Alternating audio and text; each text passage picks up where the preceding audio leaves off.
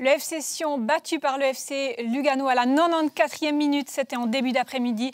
Et puis ce match nul, un partout entre Saint-Gall et Bâle qui vient de se terminer. À noter que le troisième match de ce dimanche après-midi entre Winterthur et le Servette FC a été reporté en raison de la pelouse impraticable. Soyez les bienvenus dans le temps additionnel avec Jérémy Manière et Steven Lang. Jérémy, Sion en début d'après-midi, Sion qui est revenu 2 fois au score, et puis finalement Sion qui s'est incliné. Qu'est-ce que vous avez pensé de l'ensemble de la partie, et notamment du premier match de Fabio Celestini? On a vu un FC Sion en chantier qui a montré par moments des belles choses. On a vu à quoi s'étaient attelés les hommes de Celestini durant cette pause hivernale, avec vraiment un jeu construit depuis l'arrière, avec un système hybride, 4-4-2 losange quand ils défendaient, 3-5-2 avec Lavanchy et Chouareff qui occupaient les couloirs lorsqu'ils avaient le ballon, et ils se sont montrés assez appliqués dans la construction, mais ça peinait un petit peu à trouver Sio et trouver Cyprien qui tournait un petit peu autour de lui plus haut.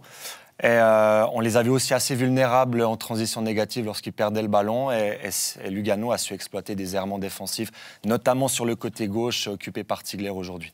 C'était un très très bon résumé, on en reparle juste après, mais avant ça, Steven Saint-Gall qui était un match intense avec beaucoup d'occasions.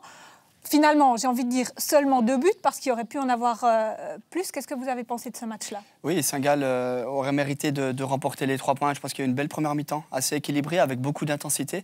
Deuxième mi-temps, il y a eu ce carton rouge du FC Bâle, qui a ensuite faussé un petit peu cette deuxième mi-temps. Bâle s'est contenté de défendre. Saint-Gall a eu les occasions, notamment un penalty raté. Et oui, Saint-Gall peut s'en vouloir. Oui. On va revenir donc sur le premier match de l'après-midi qui se jouait à Tourbillon. Le FC Sion recevait le FC Lugano pour sa reprise en Super League.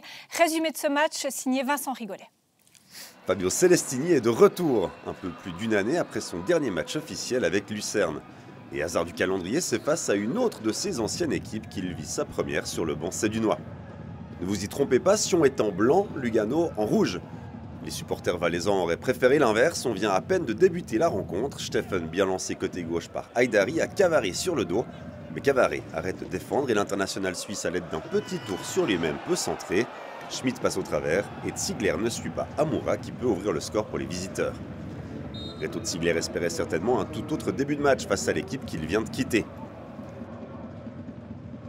Les Valaisans vont réagir, et qui d'autre que Nouma Lavanchy pour montrer du caractère sur ce terrain? Tiens, un ancien Luganais lui aussi. Il joue vertical vers Chouareff qui attend du soutien. Cyprien arrive lancé et le ballon coule tranquillement dans le but de Sigoué. Le gardien luganais pris à contre-pied, et on le comprend mieux au ralenti. C'est d'après là qui, sous la pression de Cyprien, détourne la balle au fond, même si officiellement il s'agit du premier but du Français en Super League. Balthazar suspendu, Ziegler occupe le couloir gauche dans ce match, et il ne va pas garder un bon souvenir de cette expérience. Dans un duel anodin avec Amoura, Ziegler perd ses appuis et son ancien coéquipier en profite pour servir Stephen face à Lindner, qui encaisse un deuxième but qui ressemble étrangement au premier. En seconde période, les Valaisans se réveillent à l'heure de jeu sur cette jolie combinaison qui se termine par un centre de Lavanchy, mais Sio, préféré à Stojilkovic, ne parvient pas à tromper Ozigwe de la tête. Après quelques occasions luganaises, Sion va prendre le jeu à son compte et revenir une nouvelle fois dans le match. Chouareff est dans tous les bons coups, servi par Gergic dans le dos de la défense, il centre pour Stojilkovic, entré en jeu, mais c'est Doumbia qui marque contre son camp. On pense se diriger vers un match nul, mais au bout des arrêts de jeu, Lugano part en contre. Maček dans le couloir droit, mais une merveille de ballon au deuxième poteau pour Tselar qui donne la victoire aux Tessinois. Le Slovène rejoint Nsame au sommet du classement des buteurs. Sion s'est accroché dans cette rencontre et est revenu 2 fois à la hauteur des Luganais, mais ce but tardif empêchait tout retour. Un succès en Valais qui ravit évidemment Mattia Crocitorti. C'était incroyable faire le but à 6 minutes de le match, après un match difficile, parce que vraiment Sion il a eu une bonne mentalité, il est revenu dans les matchs. C'était difficile, nous avons perdu 3 joueurs pour blessure aujourd'hui, mais l'équipe il a bien réagi, nous pouvons perdre aujourd'hui, nous avons gagné, alors aujourd'hui nous sommes contents. Dans l'autre camp, il y a un peu de déception, même si Fabio Celestini veut se montrer positif. L'équipe elle a fait un match solide. Je pense qu'avec la balle, elle a été assez intéressante. J'ai bien aimé l'état d'esprit de l'équipe avec le ballon. Je pense qu'on a dominé Lugano. Je pense qu'on ne mérite pas de perdre. Mais ce que nous a dit le football aujourd'hui, c'est qu'il manque un petit bout. Il manque un bout. Donc il faut qu'on se remette au travail. C'est intéressant, c'est une base intéressante pour construire après 5-6 semaines de travail, en changeant beaucoup de choses. Donc je dirais que comme premier match, il est intéressant, mais ce qui manque, c'est des détails. C'est des détails, surtout sur la phase défensive. On ne peut pas être aussi fragile. On a beaucoup souffert. On savait que les contre-attaques étaient compliquées, mais je pense qu'on aurait dû souffrir moins.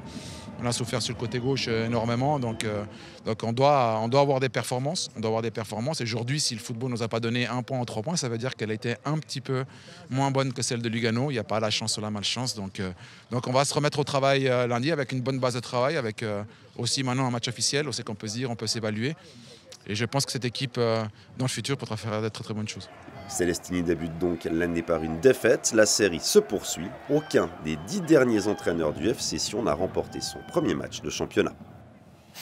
Et avant de revenir en particulier sur ce match, sur ce premier match de Fabio Celestini, on va revenir sur une scène qui nous a fait parler ici, au retour du thé, reprise de la deuxième mi-temps, avec une scène d'un possible penalty, avec un contact du pied de Stephen sur l'Avanchi. Comment vous analysez cette scène, Jérémy ? C'est un duel qui peut paraître anodin, mais pour moi, c'est un duel qui aurait dû être sanctionné d'un penalty en faveur du FC Sion, parce que l'Avanchi s'apprête à contrôler le ballon en se retournant et il est déstabilisé parce que Stephen marche sur son pied d'appui. C'est forcément involontaire, mais c'est pas ça qui fait qu'il y a penalty ou pas. Le fait est que l'Avanchi ne peut pas exécuter son geste par une faute, par un contact avec le pied de Stephen, comme on le voit à la loupe. Et le FC Sion, alors c'est pas pour ça, c'est pas à cause de ça qu'ils ont perdu, mais si on veut être juste, on peut dire que le FC Sion aurait dû bénéficier d'un penalty ici. Vous êtes d'accord avec cette analyse ? Il y a faute, on voit que Stephen n'est pas un défenseur, c'est maladroit, mais il y a penalty. Il lui touche le pied et la machine ne peut pas continuer son action, donc pour moi, oui, 100% penalty. Oui. Et je vous propose encore de revoir le dernier but luganais, donc ce but à la 94e minute en toute fin de match. C'est Lahar qui conclut parfaitement l'action de rupture et le centre de Maček. Troisième but, j'ai envie de dire logique quand même, parce que Lugano avait quand même mené 2 fois au score. Oui, Lugano, j'ai trouvé Lugano solide, Sion également, mais Lugano ne mérite pas forcément de faire seulement match nul. Ce centre est juste magnifique. Regardez, il est brossé dans le dos de la défense, entre le gardien et la défense. Et c'est Lahar qui a été très bon, selon moi, méritait de marquer. Après, c'est vrai qu'en tant que roman, ça peut être frustrant parce que Sion n'a pas démérité non plus. Ça aurait pu basculer aussi de l'autre côté, mais j'ai trouvé vraiment Lugano intéressant. Et là, on a vu toutes les difficultés de Ziegler sur le côté gauche. Il y a eu beaucoup trop d'espace sur ce côté. Et malheureusement, pour Sion, Lugano en a profité à la 94e minute. C'est vrai que je crois que de manière générale, on n'a pas été déçus par ce premier match de Celestini. Ce qu'on s'est dit, c'est surtout que les automatismes, le système de jeu va prendre un peu de temps.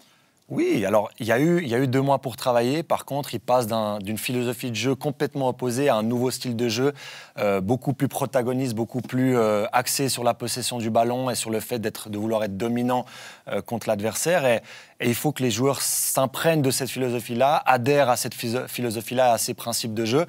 Et surtout, en match amical, tu ne peux pas te jauger. C'est bien de faire des camps d'entraînement, c'est bien de jouer en amical, mais comme il l'a dit, maintenant, il peut vraiment s'auto-évaluer. Ils vont pouvoir faire l'analyse de ce match en se disant, bon, première à la 30e, ça c'était bien, ça c'était moins bien. 30e à la 60e, on était un peu en dedans dans ce compartiment de jeu-là. Les 30 dernières minutes, ça a fonctionné. Enfin voilà, il y a vraiment des analyses plus précises et plus pointues qui vont être faites parce que là, il s'agit de cette compétition officielle. Et il y a des jolis axes de progression. Il y a de loin pas tout qui est parfait pour l'instant, mais il faut leur laisser encore quelques matchs et il y a la qualité pour faire encore bien mieux. En interview d'après-match, Fabio Celestini nous disait il manque quelques détails. On le rejoint avec cette analyse-là ? Oui, il a raison. Il manque 2-3 choses. Alors défensivement, bien sûr que Sion aujourd'hui n'a pas tout fait juste. Et je pense qu'il va y remédier dès lundi à l'entraînement. Mais il va réussir à corriger cela. Et offensivement, Sion a eu le ballon. Il y a eu de belles choses. Peut-être se montrer encore plus fort dans la dernière zone, dans les 3 derniers mètres. Il ne faut pas oublier qu'il manquait aussi un attaquant, Mario Balotelli, que j'apprécie beaucoup. Et il a peut-être manqué aussi un petit peu de poids offensivement, un vrai numéro 9, parce qu'on a souvent vu Chouarev se décaler sur le côté gauche. Giovanni Sio était un petit peu esselé, il n'était pas forcément bien appuyé par Cyprien, qu'on n'a pas beaucoup vu. Donc ça serait intéressant, le jour où Balotelli sera là, de voir comment tout ça va se mettre en place. Et puis vous parlez des soucis défensifs. On peut aussi parler de Reto Ziegler, la seule recrue jusqu'à maintenant côté valaisanne. Comment vous évaluez son match ? Alors, il a été en difficulté sans le ballon parce qu'il a 37 ans, qu'il a été certes formé en tant que latéral, il a joué dans des très très grands clubs en tant que latéral gauche. Par contre, c'est pas forcément lui faire un cadeau de le faire jouer en 1 contre Amoura, qui est un profil, c'est le prototype du joueur qui peut faire mal à Reto Ziegler, qui va pas aussi vite qu'à l'époque, qui est moins mobile qu'à l'époque. Mais par contre, son match avec le ballon, on a compris pourquoi il l'a fait évoluer à ce poste-là, parce que cette défense à 4 sans le ballon se transformait en une défense à 3 avec le ballon.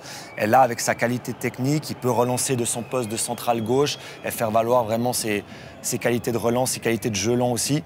Par contre, c'est pas lui faire cadeau de le faire jouer, de le faire défendre, surtout sur un couloir. Mais c'est aussi en fonction des absents.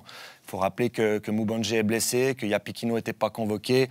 Il y a Sandro Teller qui est prêté à Yverdon, qui joue d'ailleurs pas beaucoup.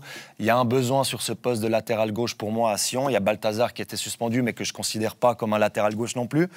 Au vu de son expérience, il peut faire le boulot, mais contre ce profil d'adversaire, notamment Amoura, ce n'est pas un cadeau. Et puis que dire de Lugano? Parce que Lugano, avant la pause, c'était 3 matchs sans défaite, avec encore cette victoire aujourd'hui. Et puis finalement, au classement, c'est une très bonne opération. Oui, et Lugano, mais j'ai l'impression qu'on se répète chaque week-end, mais Lugano qu'on sous-estime, parce que saison après saison, ils sont toujours là. Alors oui, parce que ce n'est pas forcément un jeu forcément sexy, mais c'est très solide et il y a aussi de la qualité avec Stephen, Amoura sur le côté, Sellar qui est très bon, qui jouera aussi titulaire dans beaucoup de clubs en Super League. Il y a de la qualité, je les ai trouvés très bons, comme souvent, solide et très efficace. Je crois que vous êtes du même avis. Et puis surtout, vous aimez aussi beaucoup le personnage qu'est Mattia Crocci. Ouais, il est frais, il est dynamique, il apporte un petit peu un vent de fraîcheur en Super League. Et il faut vraiment le respecter. Il faut lui accorder beaucoup de respect, beaucoup de crédit, parce qu'il a vraiment établi Lugano sur la carte du football suisse. Ils arrivent, grâce à ce projet, grâce à ce nouveau propriétaire, à attirer des joueurs qu'ils n'auraient jamais pu attirer il y a quelques années. Et comme le disait Steven, en termes d'individualité, on n'en parle peut-être pas autant qu'à Bâle ou à Young Boys, mais quand on a Sellar en attaque qui a 9 buts en moins de 15 matchs, qu'on a Botany qui a déjà été convoqué en équipe nationale en numéro 10, qui a Doumbia, peut-être le meilleur numéro 6 du championnat, Lucas May qui vient de la réserve du Bayern Munich. À chaque ligne, il y a de la qualité et j'ai l'impression encore que cette équipe même s'est renforcée et va se renforcer lors des prochains mercatos. Défaite donc de Sion face à Lugano en début d'après-midi. On passe à notre deuxième match, duel alémanique entre Saint-Gall et Bâle. Et vous allez le voir, le match débute fort et rapidement, puisqu'il y a une première opportunité saint-galloise avec Guimeno qui reprend un ballon, mais Frey décale et l'empêche de tirer. Oui, on joue la deuxième minute. Bâle était prévenu que Saint-Gall allait partir comme toujours très fort. Très belle base de Witsik, mais Fabian Frey a bien coupé la trajectoire. Avec quelques minutes plus tard, Saint-Gall ouvre le score. Kempter qui arrive en trompe sur le côté gauche. Il centre pour Guimeno qui élimine Diouf. Voilà, qui a d'abord le compte favorable contre Diouf, mais qui sait profiter justement de celui-ci et qui arme une frappe plat du pied, mais relativement bien fouettée, mais qui touche quand même 2 à 3 fois le sol avant de finir au fond des filets. Je crois que peut-être que Hitz s'est masqué, mais il lui manque peut-être un pas d'appui pour vraiment pouvoir atteindre le ballon. Et pour moi, cette frappe, elle est loin d'être inarrêtable. Quoi qu'il en soit, les Saint-Gallois démarrent bien dans ce match. Et puis, peu avant la demi-heure de jeu, il y aura cette scène avec cette faute, tête de Fink et bras de Stergiou. Comment vous analysez, comment vous percevez cette action? Ce penalty est selon moi complètement ridicule. Il y a Fink d'abord qui réalise une tête. On voit qu'il est c'est bien défendu la tête de Fink. Il sauve bien le ballon et finalement ça touche un peu le bras du défenseur saint-gallois et Bâle obtient un penalty. Alors Bâle avait pratiquement rien montré jusque-là et peuvent s'estimer chanceux d'obtenir un penalty sur une telle action. Vous êtes du même avis, vous n'auriez pas accordé. Je rejoins Steven, il y a des critères pour siffler qui sont remplis, il y a un agrandissement de la surface corporelle, il y a une position qui n'est pas naturelle, mais c'est une position qu'un défenseur doit avoir dans le feu de l'action, qu'il ne peut pas maîtriser, et le ballon il va en direction du point de corner, enfin du poteau de corner, pardon. C'est pas du tout dans l'esprit du jeu de siffler cette situation-là. Bon, c'est donc penalty pour le FC Bâle et c'est Amdouni qui sera en charge de le tirer. Il cherche le côté opposé à Ziggy et il remet les compteurs à 0. Ouais, bien maîtrisé, hein, avec le petit ralentissement de sa course d'élan pour observer de la position du gardien et il conclut en croisant un petit peu.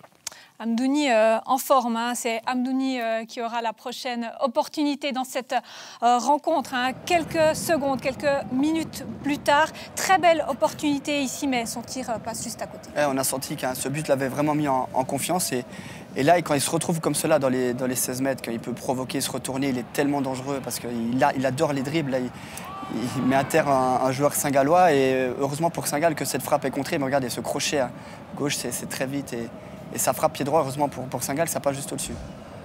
Prochaine occasion saint-galloise, hein, cette fois-ci avant la pause avec un centre d'Alves et Akolo. Hein, il rate souvent de la tête, là encore il rate de la tête. Souvent vous êtes un petit peu dur à réaliser. C'est vrai que c'était la deuxième fois lors de ce match. Après, c'est pas forcément un excellent joueur de tête. Il a d'autres très grandes qualités. Mais là, son élévation est belle et il s'en est fallu vraiment de quelques centimètres. Et puis regardez cette contre-attaque menée ensuite par Amdouni, Fink, Millar. Et puis il y aura cette magnifique intervention de Ziggy. Ouais, mais c'est très bien joué. Hein. Tout d'abord de la part d'Amdouni hein, qui provoque, qui décale Fink, qu'on a très peu vu aujourd'hui, mais là ce centre est remarquable. Et ensuite, Millar, il lui manque quelque chose cette saison et j'ai l'impression qu'il a de la peine à marquer, même si la sortie de Ziggy est exceptionnelle, hein, très très vif, il se détend bien et il permet à Saint-Gall de rester un partout à la pause. De manière générale, à la pause, le match est équilibré, mais il y a quand même ce petit avantage balois, les Balois qui pressent un petit peu plus en fin de période. Exactement. Alors je pense sur l'ensemble de la première période, Saint-Gall a été quand même dominateur. Pendant 30 minutes, le pressing exercé a posé beaucoup de problèmes au FC Bâle. Ils ont souvent été asphyxiés. Par contre, après, quand Saint-Gall est rentré dans le rang au niveau physique, ils ont moins pu exercer ce pressing constant et dynamique. Bâle a pris un petit peu ses aises, notamment sous l'impulsion d'Amdouni, qui a été souvent trouvé entre les lignes, qui a su, dans les petits espaces, éliminer les milieux saint-gallois pour servir des bons ballons à ses attaquants. Et c'est d'ailleurs comme ça que le FC Bâle a repris la seconde période, pied au plancher. Eh bien, plongeons-nous dans cette deuxième période avec cette faute de Burger qui pose ses crampons sur la cheville de Gertler et qui se fait expulser. Est-ce que c'est sévère? Oui, pour moi très sévère parce que on sait que lorsque la semelle est décollée et qu'on vient au-dessus de la cheville, c'est rouge, d'accord, je comprends, mais là j'ai pas l'impression qu'il n'y a pas une volonté de faire mal, le talon est encore au sol et ok, alors il lui touche bien sûr le pied, ça peut être très douloureux, mais de là à valoir un carton rouge, pour moi c'est beaucoup trop sévère. On joue la 55e minute et c'est un petit peu tué le match. Quelque chose à rajouter? Oui, il a très bien décrit ça. Pour moi, c'est un jaune orangé, c'est plus maladroit. Alors, bien sûr, ça peut faire mal, c'est impressionnant, il fait froid, bien sûr. Il a sûrement des séquelles de ce petit contact, enfin ce gros contact, pardon. Mais ça casse un petit peu le suspense de cette rencontre malgré tout, enfin, du moins l'égalité de cette rencontre. Ouais, puisque les Rhénans, à partir de là, sont à 10. Et puis la prochaine opportunité, eh bien, les Saint-Galloises. Hein, c'est le portier balois qui va sauver son équipe. Corner à ras de terre, Quintia qui tire à 20 mètres, Hitz qui dégage. Et puis, coup sur coup, c'est Adams qui bloque la reprise de Vitsi. Ouais, mais surprenant de laisser Quintilla, hein, qu'on connaît, avec une superbe frappe du pied gauche, avec autant de liberté sur un corner en plus. Heureusement que le gardien est vigilant. Et puis cette frappe ici de Kempter, encore un arrêt de Hitz. Ouais.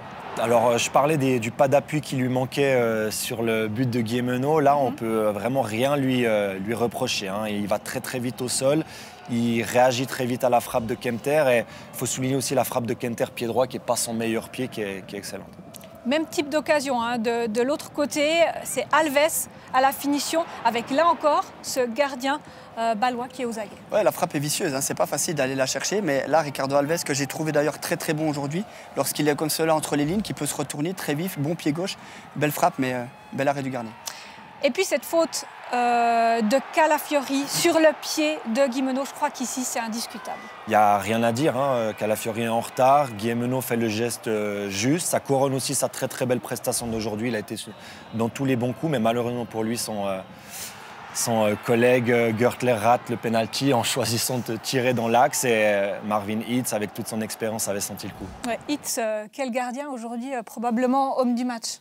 Hormis sur le premier but où selon moi il est fautif, sinon il a été très bon, c'est vrai qu'il a sauvé un peu les couloirs baloises. Après oui, bon, il arrête le penalty qui est très mal tiré. Ce que recherche l'attaquant, c'est de tirer au milieu en force en espérant que le gardien plonge. Malheureusement pour lui, ça n'a pas été le cas. Mais c'est vrai que Hitz a été bon aujourd'hui. Et on va découvrir des interviews recueillies par Stéphane Amoruso. Shadrack Akolo, en temps normal, un partout lors d'un match de reprise face au FC Bâle, on dira que c'est un bon résultat, mais avec le scénario de la fin du match, il y a de gros regrets quand même du côté saint-gallois ce soir. Pour nous, oui, avec les scénarios et aussi parce qu'on joue à domicile. Donc voilà, je pense qu'on a eu les occasions de marquer, moi en première mi-temps. Et Lucas avec les pénaltys. Mais bon, aujourd'hui, ça fait partie du jeu. C'est triste, mais on doit se contenter de ça ce soir. Néanmoins, dans l'ensemble, si on met le scénario de fin de match côté, on peut dire que c'est un très bon match de reprise des deux équipes. Ouais, les deux équipes étaient prêtes. Nous, on sait aussi, on est poussé par les publics à domicile. Donc, ça fait que ça nous pousse à faire beaucoup plus d'efforts. Mais comme je vous ai dit, on aurait aimé que ça finisse par une petite victoire. Et finalement, qu'est-ce qui a manqué à Saint-Gall à 11 contre 10 pour faire la différence? Ce soir, je pense la réussite un peu et du réalisme. Et voilà, c'est un match de reprise et pour les prochains matchs, je pense que ça ira mieux. Et côté bâlois, on écoute celui qui signait aujourd'hui son 400e match en Super League. Fabian Frey avec un nul aujourd'hui, un partout ici à Saint-Gall. On dira que c'est un très bon point pour le FC Bâle, surtout au vu du scénario de la fin du match.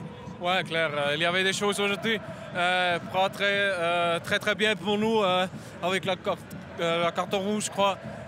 C'était décisif que nous, on ne pourrait plus jouer pour le 2-1 à la fin. Il faut prendre le point à la fin. On a vraiment bien travaillé, bien défendre comme équipe. Et on a vu premier mi-temps aussi offensif. On a vraiment beaucoup de possibilités. Alors, c'est une performance vraiment pas mal aujourd'hui.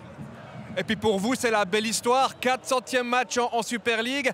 Ici à Saint-Gall, votre autre club de Super League. Alors, s'il y avait eu une victoire, ça aurait été encore plus beau, mais aujourd'hui, c'est une belle histoire pour vous. Ouais, c'est clair, c'est énorme ce numéro. Aussi très belle que c'est ici à Saint-Gall, c'est les deux clubs que j'ai joué. Alors, je crois qu'il n'y a pas encore 400 dans ma carrière, mais je ne suis pas fini au moment. Oui, il vous reste encore 22 matchs pour battre le record de Nelson Ferreira, alors vous allez le battre. Non, on verra. Des trucs comme ça, c'est vraiment pas le but de moi. J'essaie d'aider l'équipe toujours dans tous les matchs. Et s'il y a 21 encore, c'est bien, sinon c'est aussi pas de problème.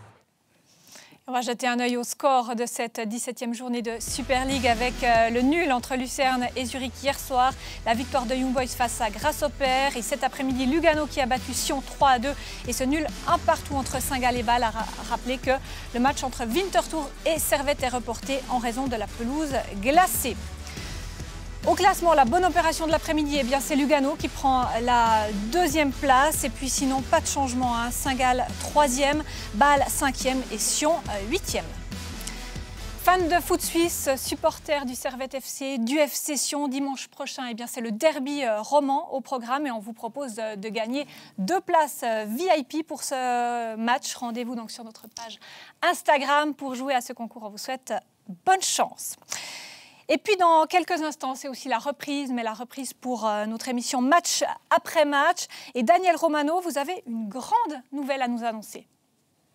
Et oui, bienvenue chez moi, bienvenue dans notre nouveau décor en 2023, match après match fait peau neuve, avec un tout nouveau concept mis en place par la rédaction de Blue. L'idée, c'est vraiment de vous emmener avec nous ici au cœur de nos débats sur le foot.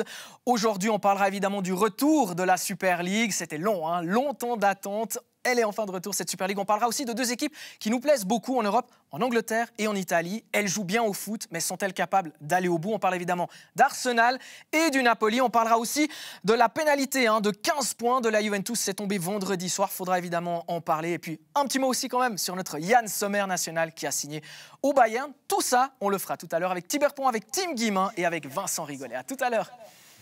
On se réjouit de vous retrouver, Daniel Romano.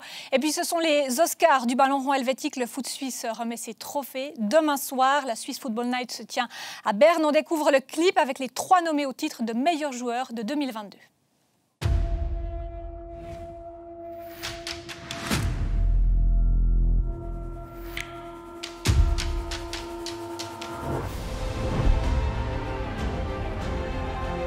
Allez, Selassie. Appena avanti, Doumbia, che gol di Doumbia, mamma mia. Aliti, retour à Doumbia. C'était Cambéry qui faisait l'appel sur le flanc droit, finalement on a mis là. transversale et la reprise parfaite. Und dann muss sich strecken, weil Doumbia.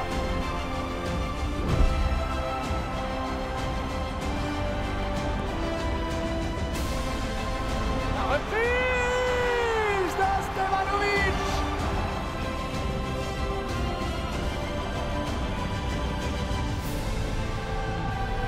E qui di più arriva il gol di Miro Stevanovic. 2:0. Miroslav Stevanovic, 26. Spielminute.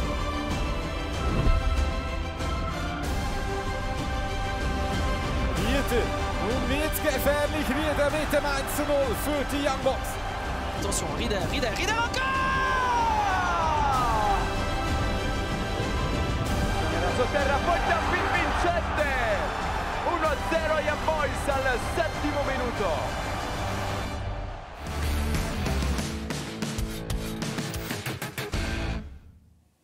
Qui va gagner?